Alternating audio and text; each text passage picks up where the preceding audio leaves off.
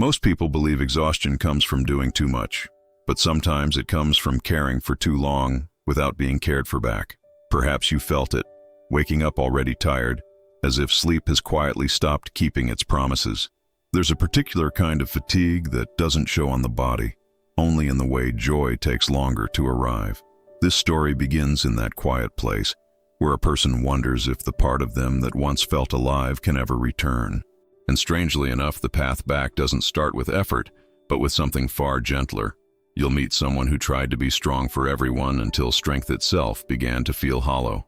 Not dramatic, not broken, just quietly worn down, the way a shoreline softens after years of waves.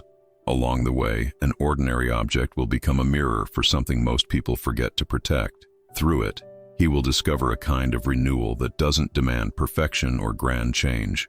Only a small willingness to stop abandoning himself in order to keep the world comfortable. If you've ever felt guilty for needing rest or wondered why kindness toward yourself feels harder than kindness toward others, you may recognize parts of your own story here.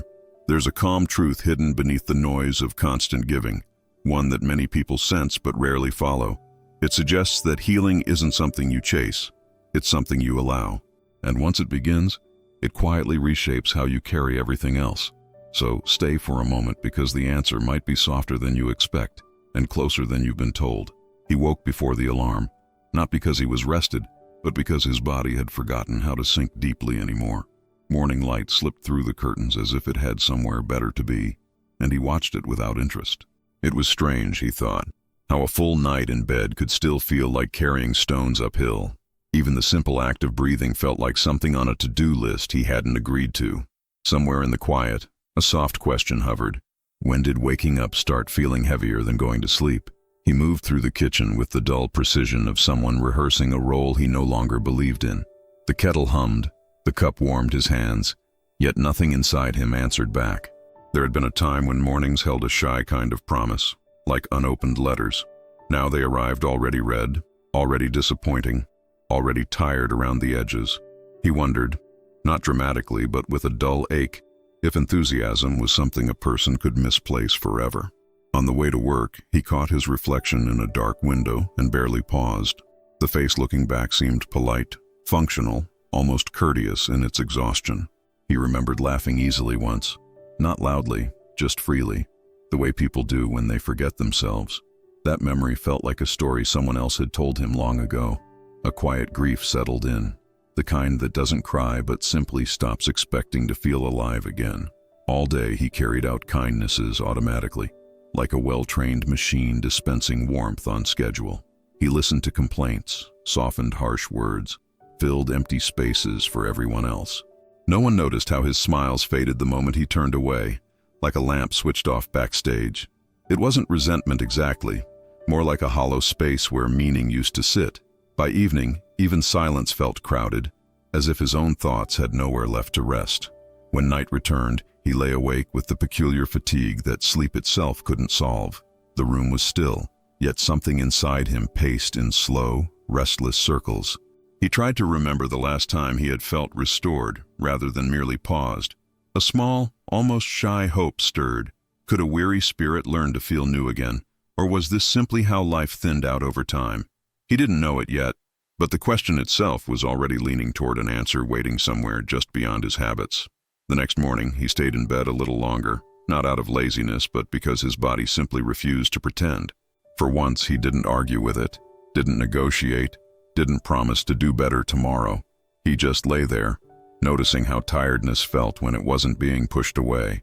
It was heavier, yes, but also strangely honest, like a truth that had been waiting its turn. Somewhere in that stillness, he sensed that exhaustion might not be an enemy after all. He had always believed relief would come from trying harder, caring more, stretching further. Yet the harder he pushed, the more something inside him seemed to step back, arms folded. It was like pouring water from a cup that had long been empty, hoping effort alone would refill it. A quiet realization began to form. Perhaps the spirit didn't renew through pressure. Perhaps it softened only when it was finally allowed to rest without apology. So he experimented with something unfamiliar. He stopped rushing his own breathing. Just for a minute, he let the inhale arrive on its own, like a tide returning to shore. Nothing miraculous happened, but the tightness in his chest loosened a fraction, almost shyly. He noticed how quickly guilt tried to interrupt, whispering that rest had to be earned. Still, the small pocket of calm remained, stubborn as a candle in a drafty room. Throughout the day, he caught himself before offering energy he didn't have. Not with grand declarations, just small pauses. A slower reply, a gentler no, a delayed reaction. Each time he expected the world to crack open in disappointment, but it didn't. People adjusted, conversations found their own balance. Life continued without his overexertion. It dawned on him that maybe compassion toward others had always required compassion toward himself first. That evening he sat quietly, hands wrapped around a cup gone lukewarm, and felt something unfamiliar. Not energy, not joy, just a soft absence of strain, like setting down a heavy bag he'd forgotten he was carrying. If restoration began anywhere, perhaps it started in moments exactly like this. Moments where nothing was demanded and nothing needed to be proven. He didn't realize it yet, but this fragile permission was already preparing him for a meeting that would change the shape of his weariness. For years, he had been the one people called when things fell apart at inconvenient hours. He remembered late-night drives, long messages typed with aching eyes, quiet reassurances offered while his own worries waited politely in line. It hadn't felt like sacrifice back then, more like purpose, something warm that kept him moving. But purpose, he was learning, can quietly turn into depletion when no one notices the cost.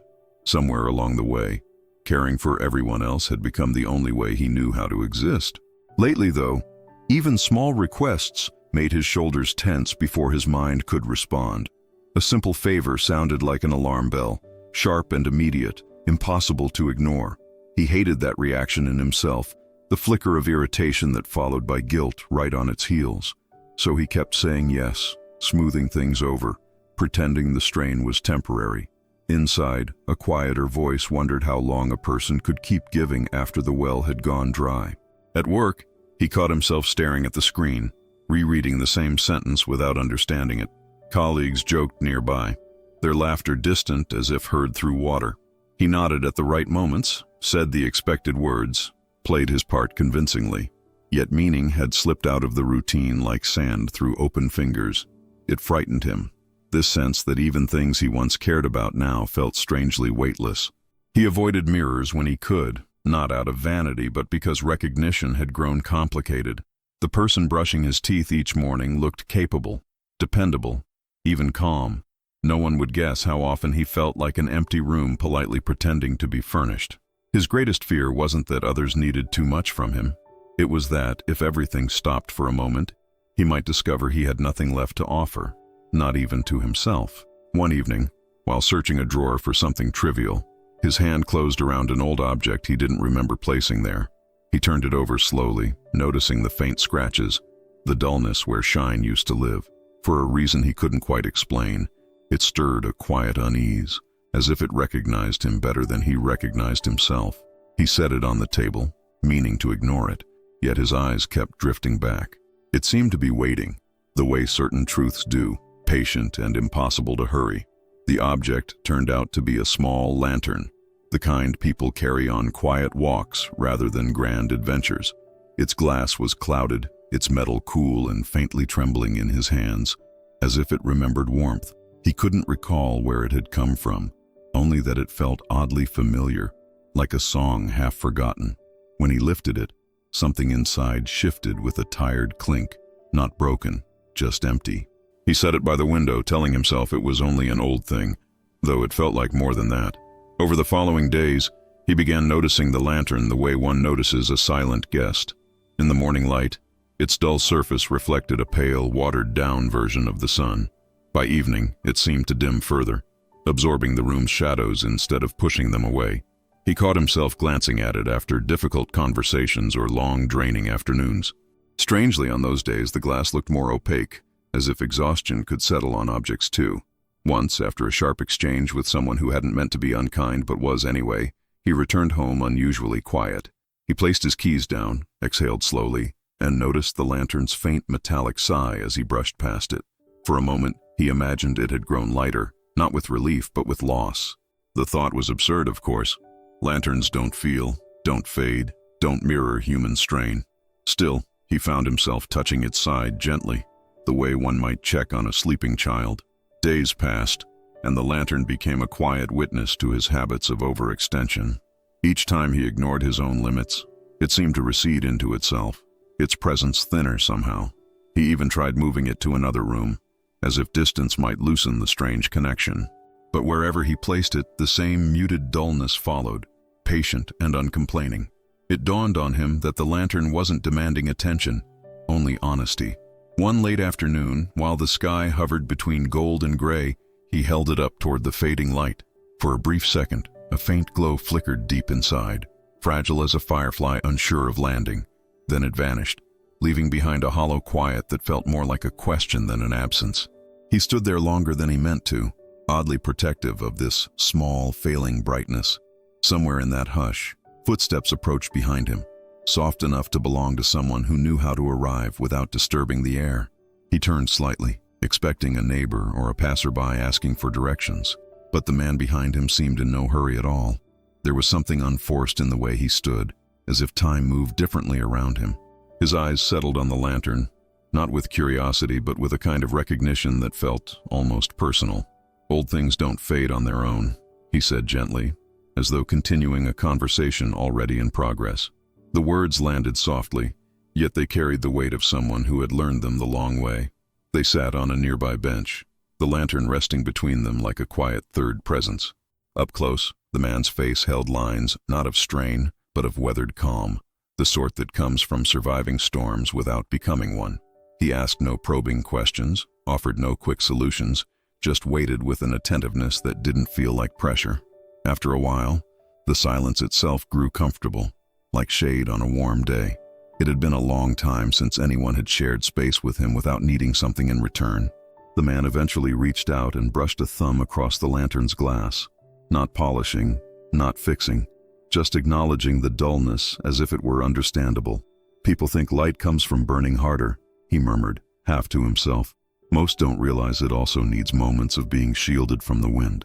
The thought settled into the air between them, quiet but impossible to ignore. He found himself admitting things he hadn't planned to say, small confessions that slipped out without drama. How tired he felt, how strange it was to care so much and feel so little at the same time. The man listened without interrupting, nodding once or twice, as though confirming something he already knew. There was no pity in his expression, only a steady kindness that didn't shrink from discomfort. Oddly enough, being understood without explanation felt more relieving than any advice could have. As the sky deepened into evening, the man lifted the lantern slightly, weighing it in his hands. "It isn't empty," he said after a moment, his voice warm with quiet certainty. "It's simply been giving without receiving for too long." He handed it back carefully, as if returning something more valuable than it appeared. The gesture carried a promise he hadn't yet explained, one that made the tired air feel just a little more alive. Many of the stories you hear here aren't just stories. They reflect the invisible weight you may be carrying every day. If you're tired of holding pain, responsibility, and guilt that were never yours, I created an ebook called The Weight of Stones That Are Not Yours and More Too bonus for you. It's for those who want to let go, set boundaries, and live with more lightness. The link is in the description and in the pinned comment. The man asked if he might open the lantern, not with authority, but with the courtesy of someone entering another's home. Inside was a small chamber lined with soot, evidence of a light that had once burned steadily. He tilted it toward the fading sky, letting the last gentle rays slip into the hollow space. "Light returns first as permission," he said almost playfully, as though sharing a secret children somehow forget. The idea sounded simple, yet it loosened something tight behind the protagonist's ribs. From his coat pocket, the man produced a tiny flask, no bigger than a thumb. He poured a few careful drops into the lantern, movement slow enough to feel ceremonial, but not grand. "It isn't about how much," he explained, "only that you allow something to be given back." The liquid caught the light with a quiet shimmer, like patience made visible. For a moment, neither of them spoke, as if sound might interrupt the fragile exchange. When the man struck a match, he didn't hold it dramatically, just steady, respectful. A small flame awakened inside the lantern, hesitant at first, then settling into a calm, steady glow. It wasn't bright enough to dazzle, only warm enough to soften the edges of the coming night. The protagonist felt an unexpected sting behind his eyes. Not sadness exactly, more like relief, finally finding a doorway. He hadn't realized how long it had been since something inside him felt gently lit rather than strained. People call rest weakness because they're afraid of what stops when they pause, the man said quietly. But nourishment happens in stillness, the way roots drink in the dark. He suggested a tiny practice, closing the eyes for a few breaths, imagining the lantern within being refilled drop by drop. It sounded almost too simple, yet when the protagonist tried it, his shoulders lowered without permission. A warmth spread through his chest, tentative but unmistakably real. When he opened his eyes, the lantern's glow reflected faintly in the man's calm expression. No grand lesson followed, no list of steps, just a shared understanding passing between them. For the first time in a long while, he felt the strange comfort of not having to carry everything alone. The night air seemed softer, as though it too approved of this quiet restoration. Somewhere deep inside, a cautious hope stirred, unsure but willing to stay a little longer. In the days that followed, he didn't become radiant or suddenly weightless, just a little more attentive to the lantern's quiet needs. Sometimes he paused before answering a request, touching the cool metal as if checking in with himself first. The old reflex to say yes still rushed forward, eager and anxious, but now it met a gentle hesitation. It felt awkward, like learning to write with the other hand. Slower but strangely deliberate. Each small pause left behind a trace of calm, faint yet unmistakable.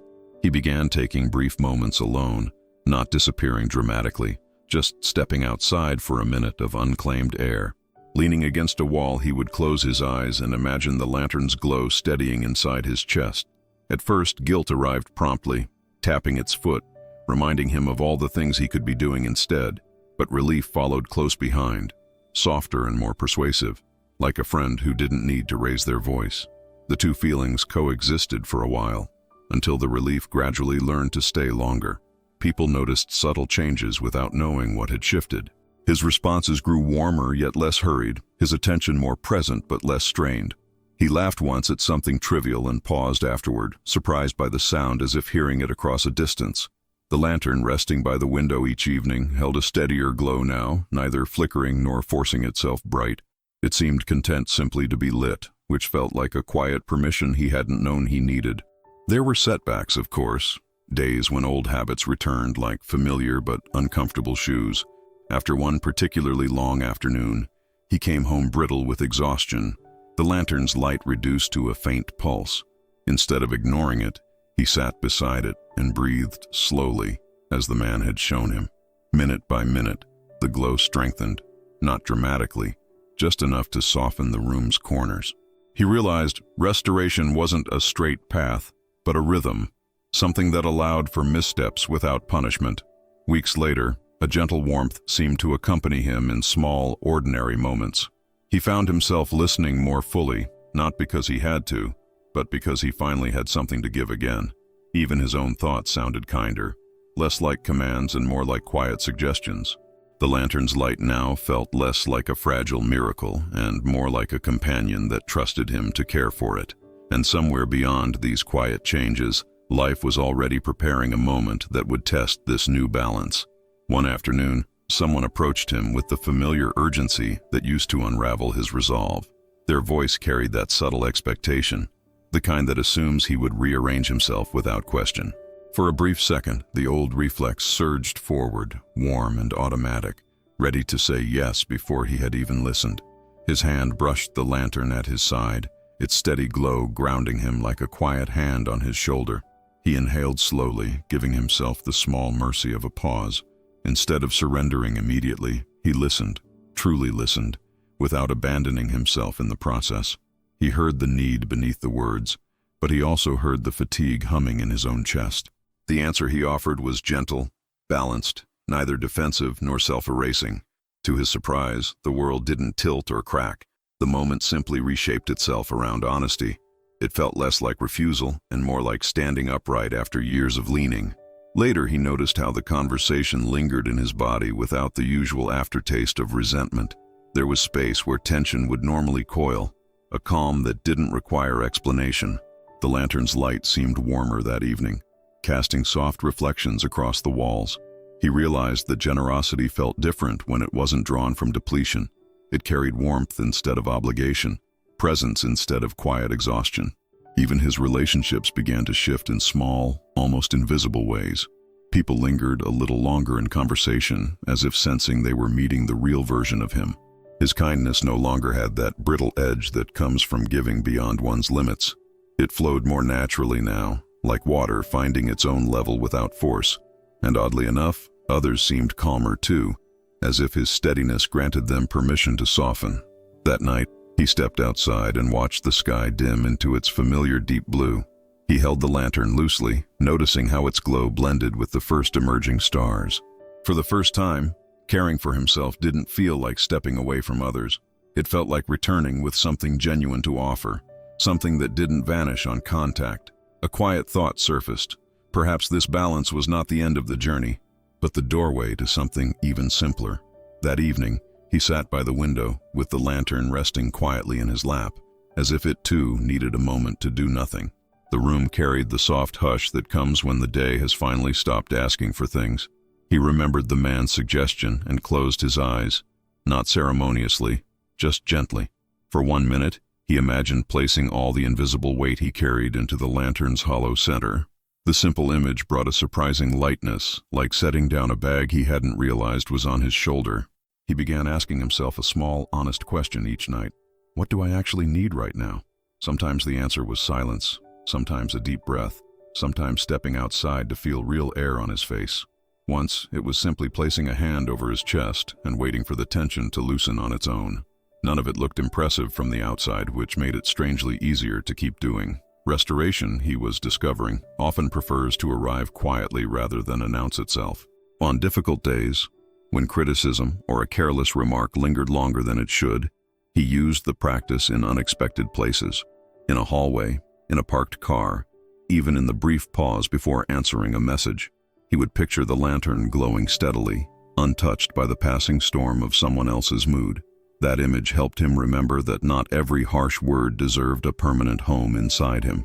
It was a small boundary, invisible but remarkably strong. Gradually, the ritual became less something he performed and more something he returned to, like visiting a quiet clearing that remained unchanged no matter how noisy the world grew. The lantern's light felt steadier now, not because life had become easier, but because he had learned where to rest his attention. Even loneliness softened when he remembered he could accompany himself with patience.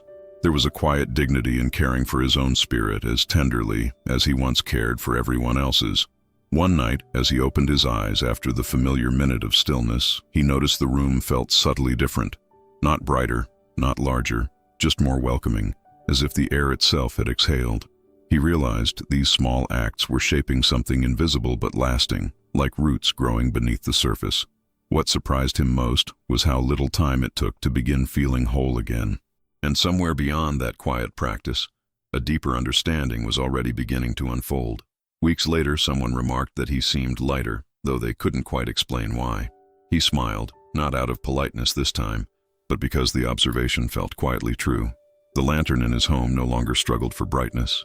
It glowed with an easy, unforced warmth. He had stopped thinking of it as something fragile that might fail at any moment. It felt more like a small sun that trusted him to protect its calm. He noticed how his presence began to comfort others without draining him in return. Conversations ended with a softness that lingered, like the warmth left in a chair after someone rises. He wasn't trying to be helpful anymore. He simply was, the way a steady light helps without effort. Even on difficult days, the glow remained, patient and quietly resilient. It dawned on him that healing had turned him into a source rather than a container. One evening, he walked past a stranger sitting alone, shoulders curved inward in a way he recognized. Without thinking, he placed the lantern beside them for a moment, letting its warmth speak first. No words were exchanged, only a brief meeting of eyes that carried mutual understanding. When he picked it up again, the light had not diminished.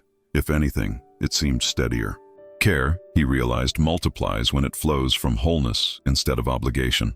Later, he stood outside watching the horizon soften into the pale promise of dawn. The long night behind him felt less like something endured and more like something that had prepared him. He held the lantern up, its glow now blending seamlessly with the growing morning light.